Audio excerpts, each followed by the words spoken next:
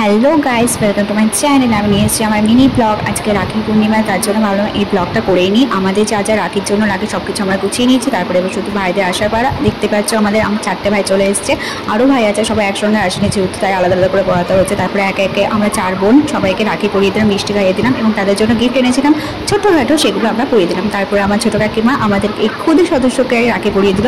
তার চকলেট নিয়ে খুব সমস্যা, সে কিটক্যাট খাবে, রেডিমেড খাবে না, সেই নিয়ে এক ঝামেলা। তারপরে আমার মেজো বোন হচ্ছে সবাইকে রাখি পরিয়ে দিল, চকলেট এবং যা যা আমরা এনেছিলাম, আমরাই যা গিফট দিয়েছিলাম সেটা তো তোমরা দেখতেই পাচ্ছ। একটা করে পেন দিয়েছিল ভাই, সবার জন্য ছোটো ছোটো ক্লিপ এনেছিল, সেগুলো আমাদেরকে দিল। তারপরে আমি সবাইকে দিয়ে দিলাম। আমি তো তাড়াতাড়ি করে ছেড়ে দিলাম, কারণ হচ্ছে যেহেতু কাকিমা মামাকে আর কি রাখি পরাবে, তার জন্য ওরা খুব তাড়াতাড়ির মধ্যেই সব কিছু একবারে ছেড়ে দিয়েছি।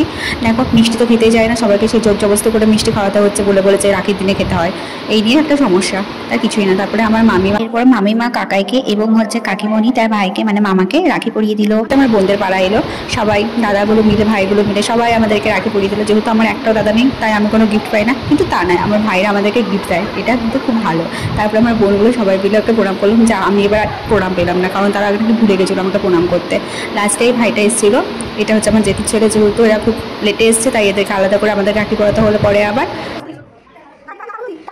এর জন্য ব্লগটা এই পর্যন্ত, দেখা হবে নেক্সট ব্লগের জন্য সবাই ওয়েট করো। কিন্তু যারা আমার চ্যানেল নতুন, লাইক অ্যান্ড সাবস্ক্রাইব করতে ভুলো না, কিন্তু তারা একটা কমেন্ট অবশ্যই করবে।